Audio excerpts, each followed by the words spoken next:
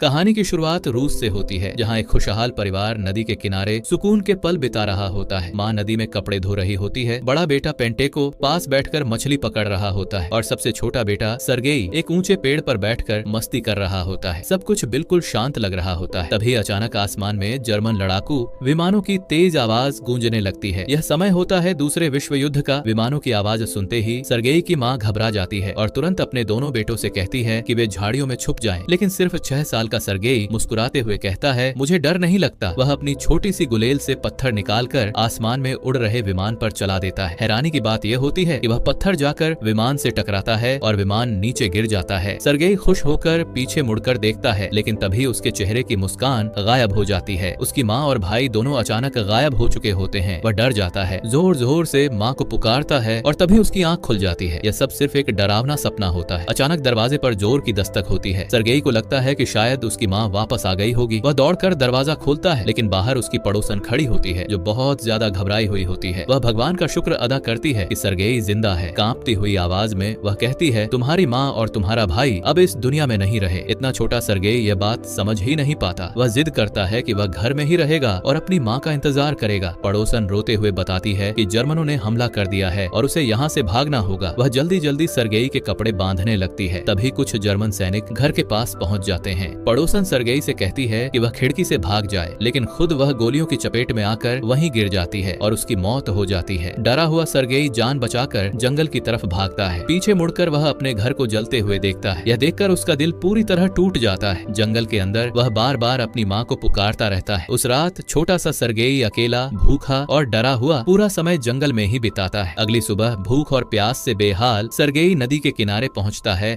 और झुककर पानी पीने लगता है। तभी अचानक उसे कुछ सैनिकों की आवाजें सुनाई देती हैं। आवाज पहचानते ही उसका दिल जोर जोर से धड़कने लगता है। डर के मारे वह तुरंत पास की झाड़ियों के पीछे छुप जाता है। कुछ ही पलों में जर्मन सैनिक वहां आकर बैठ जाते हैं और आराम से अपना खाना खाने लगते हैं। सर्गेई सांस तक ठीक से नहीं ले पा रहा होता। उसी वक्त एक सांप धीरे धीरे सर्गेई के पास आ जाता है। उसे देखकर सर्गेई पूरी तरह डर जाता है, लेकिन वह एक शब्द तक नहीं बोलता। उसे अच्छी तरह पता होता है कि अगर उसने जरा सी भी आवाज की तो जर्मन सैनिक उसे वहीं गोली मार देंगे। वह कांपता हुआ बस भगवान से दुआ करता रहता है। कुछ देर बाद जर्मन सैनिक वहां से चले जाते हैं। उनके जाते ही सर्गेई धीरे धीरे बाहर निकलता है। भूख से बेहाल होकर वह उनके बचे खुचे खाने की तलाश करता है, लेकिन वहां उसे कुछ भी नहीं मिलता। निराश होकर वह फिर से जंगल की तरफ लौट जाता है। अब उसकी हालत और भी खराब हो चुकी होती है। वह थका हुआ, डरा हुआ और घायल होता है। चलते चलते उसकी एक चप्पल भी फट जाती है, लेकिन उसके पास रुकने का कोई रास्ता नहीं होता। रास्ते में उसे कुछ जंगली फल, बेरीज मिलते हैं। वह उन्हें तोड़ तोड़ कर खाने लगता है ताकि किसी तरह जिंदा रह सके। तभी अचानक एक जोरदार धमाका होता है और सर्गेई दूर जाकर गिर पड़ता है। लेकिन इतना छोटा होने के बावजूद वह हिम्मत नहीं हारता। डरने के बजाय वह पास पड़ी एक लाठी उठा लेता है, जैसे जर्मन सैनिकों से लड़ने के लिए तैयार हो गया हो। लेकिन जब वह चारों तरफ देखता है तो वहां कोई नहीं होता। असल में सर्गेई अब बहुत ज्यादा कमजोर और बुरी तरह घायल हो चुका होता है। तभी कुछ ही देर में वहां 2 सोवियत सैनिक पहुंचते हैं। वे सर्गेई को इस हालत में देखकर हैरान रह जाते हैं। बिना समय गंवाए वे उसे अपने कंधों पर उठाते हैं और सुरक्षित जगह की तरफ ले जाते हैं। इधर दूसरी तरफ कुजनेत्सोव नाम का आदमी, जो सोवियत सेना की एक बटालियन का कमांडर होता है, अपने सैनिकों को जर्मन सेना की जासूस टीम के बारे में समझा रहा होता है। वह सबको अलर्ट कर रहा होता है कि दुश्मन कहीं भी हमला कर सकता है। तभी एक सैनिक दौड़ता हुआ आता है और घबराई हुई आवाज में कहता है, कमांडर, हमें जंगल में एक बच्चा मिला है। यह सुनकर कमांडर पूरी तरह हैरान रह जाता है। वह तुरंत उस बच्चे को देखने जाता है। सर्गेई को एक पलंग पर बैठाया जाता है। कमांडर प्यार भरे लहजे में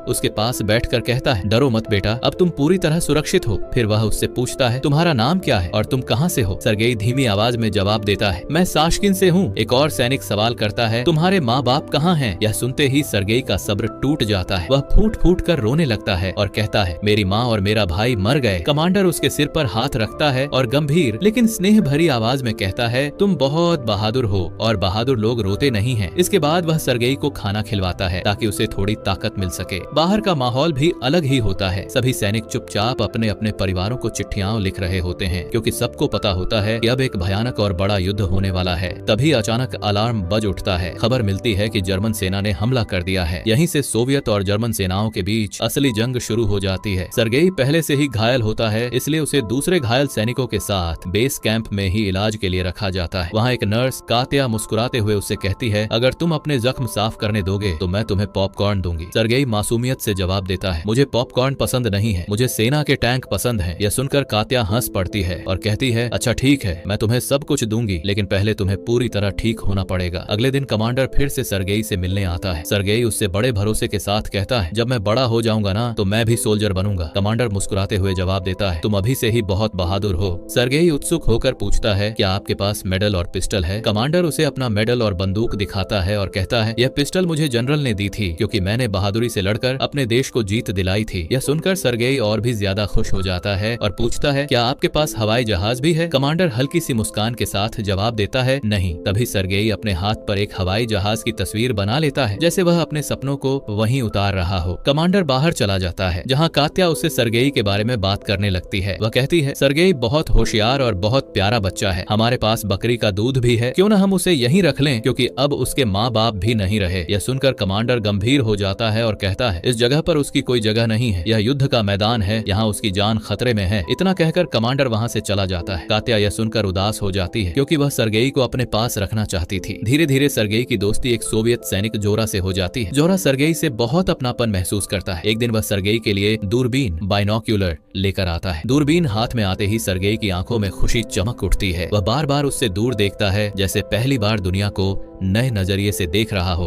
रात के समय कैंप में शांति होती है। उसी वक्त कात्या अपनी साथी नर्स से धीरे धीरे बात कर रही होती है। उसकी आवाज में चिंता साफ झलकती है। वह कहती है, वह बच्चा कितना प्यारा और कितना बहादुर है, इसी वजह से मैं उसे अपने पास यहीं रखना चाहती हूँ, लेकिन कमांडर उसे कहीं दूर भेजना चाहते हैं। अगर ऐसा हुआ तो शायद मैं उसे फिर कभी नहीं देख पाऊंगी। अगले दिन एक सोवियत सैनिक कमांडर के पास आता है और सम्मान के साथ कहता है, हमें जर्मनों से लड़ने के लिए एक और मशीन गन की जरूरत है और पूरी जासूसी रेजिमेंट में हर कोई सरगेई से बहुत प्यार करता है, इसलिए आपसे विनती है कि उसे कहीं मत भेजिए। कमांडर यह सुनकर सख्त लहजे में जवाब देता है, उसकी जान यहाँ खतरे में है, मैं उसे यहाँ नहीं रख सकता। मैंने उसे अनाथ आश्रम भेजने के कागजों पर पहले ही दस्तखत कर दिए हैं। यह सुनते ही वह सैनिक उदास हो जाता है और चुपचाप वहाँ से चला जाता है। लेकिन बाहर से सख्त दिखने वाला कमांडर अंदर से पूरी तरह टूट चुका होता है। सच यह होता है कि वह खुद भी नहीं चाहता कि सरगेई यहाँ से जाए, मगर युद्ध की सच्चाई और जिम्मेदारी उसे दिल के खिलाफ फैसला लेने पर मजबूर कर देती है। अगले दिन कमांडर सरगेई को भेजने के लिए गाड़ी बुलवा लेता है। जैसे ही सरगेई कमांडर को देखता है, वह एक सच्चे सैनिक की तरह सीधा खड़ा होकर सैल्यूट करता है। यह देखकर कमांडर का दिल भर आता है। कात्या और ड्राइवर दोनों समझदारी से थोड़ा दूर हट जाते हैं ताकि कमांडर और सरगेई अकेले बात कर सकें। कमांडर सरगेई के लिए लकड़ी की एक छोटी बंदूक लेकर आता है। उसे देखते ही सरगेई खुशी से झूम उठता है। वह दौड़कर कमांडर को गले लगा लेता है और रोते हुए कहता है, मुझे यहाँ से मत भेजिए, वे मुझे मार देंगे, मैं आपके साथ ही रहना चाहता हूँ। यह सुनकर कमांडर भी भावुक हो जाता है। कुछ पल चुप रहने के बाद वह सरगेई से पूछता है, क्या तुम मेरा बेटा बनोगे? सरगेई बिना एक पल सोचे खुशी खुशी हाँ कर देता है। तभी कमांडर अपनी जेब से अनाथ आश्रम भेजने वाले कागज निकालता है और उन्हें फाड़ कर फेंक देता है। उस रात कैंप में एक अलग ही माहौल होता है। सारे सैनिक मिलकर सरगेई के लिए सेना की वर्दी यूनिफॉर्म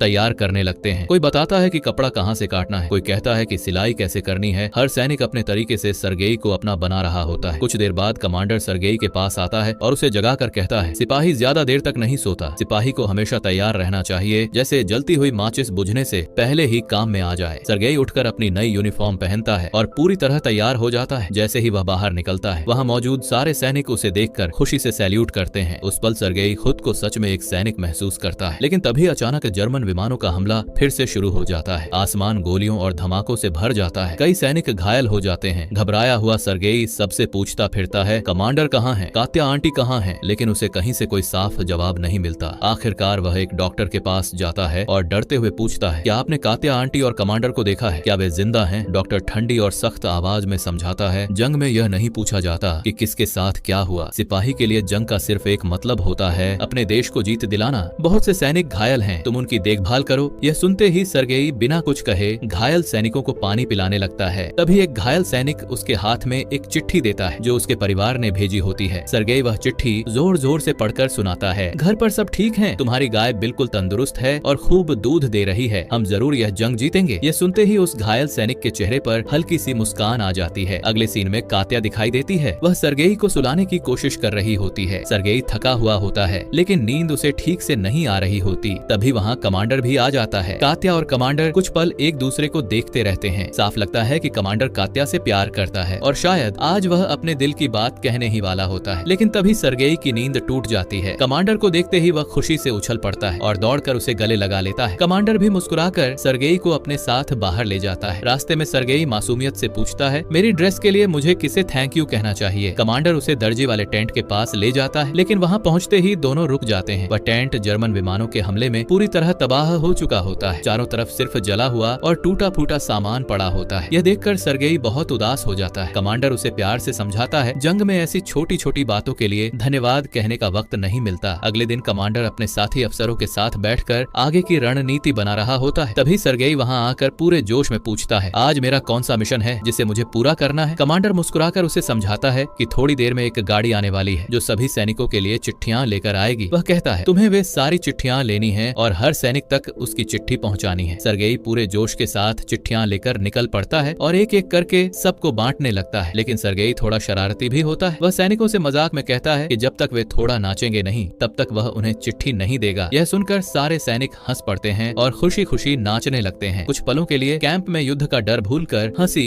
और खुशी फैल जाती है। अगले दिन सर्गेई अपनी दूरबीन से आसपास का इलाका देख रहा होता है। तभी उसकी नजर घास के पीछे छुपे किसी सैनिक के पैर पर पड़ती है। सर्गेई तुरंत भागकर अपनी सोवियत बटालियन को इसकी खबर देता है। सैनिक मौके पर पहुंचते हैं और उसी जगह को चारों तरफ से घेर लेते हैं। चतुराई से वे उन जर्मन जासूसों को पकड़ लेते हैं जो उन पर नजर रखे हुए होते हैं। सर्गेई की इस बहादुरी से सभी बहुत खुश और गर्व महसूस करते हैं। कमांडर सर्गेई के पास आता है और भावुक होकर कहता है, हमें सरकार से इजाजत मिल गई है, आज से तुम मेरे बेटे हो। यह सुनकर सर्गेई खुशी से झूम उठता है। वह यह खुशखबरी कात्या के साथ भी बांटना चाहता है। कमांडर भी कात्या को यह बात बताने के लिए उसे बुलवाते हैं। कात्या उस समय नदी के किनारे बैठी होती है। तभी एक सैनिक उसके पास आकर उसे फूलों का गुलदस्ता देता है और कहता है, जंग खत्म होने के बाद मैं तुम्हारे लिए इससे भी अच्छे फूल लाऊंगा क्योंकि मैं तुमसे प्यार करता हूँ। कात्या और वह सैनिक आपस में बातें करने लगते हैं। यह सब कमांडर दूर से देख और सुन लेता है। उसका दिल अंदर से टूट जाता है क्योंकि वह खुद भी कात्या से प्यार करता है। तभी सर्गेई कात्या के पास आकर मासूमियत से कहता है, मैं अकेला नहीं आया हूँ, कमांडर भी मेरे साथ हैं। कमांडर कुछ पल वहाँ चुपचाप खड़ा रहता है, फिर बिना कुछ कहे धीरे से वहाँ से चला जाता है। कुछ दिनों बाद जंग का एक और दर्दनाक और तनाव से भरा हुआ सीन दिखाया जाता है। सर्गेई अपने सोवियत सैनिकों के लिए गोलियों के डिब्बे लेकर आगे की तरफ जा रहा होता है। वह एक सैनिक को गोलियों का डिब्बा देता है और फिर वापस कैंप की ओर लौटने लगता है। उसी समय कमांडर मैदान में खड़ा होकर अपनी दूरबीन से पूरी लड़ाई पर नजर रखे होता है। तभी अचानक एक सैनिक दौड़ता हुआ उसके पास आता है और घबराकर कहता है, किसी ने तार काट दिया है, हम कंट्रोल रूम से संपर्क नहीं कर पा रहे हैं। कमांडर बिना समय गंवाए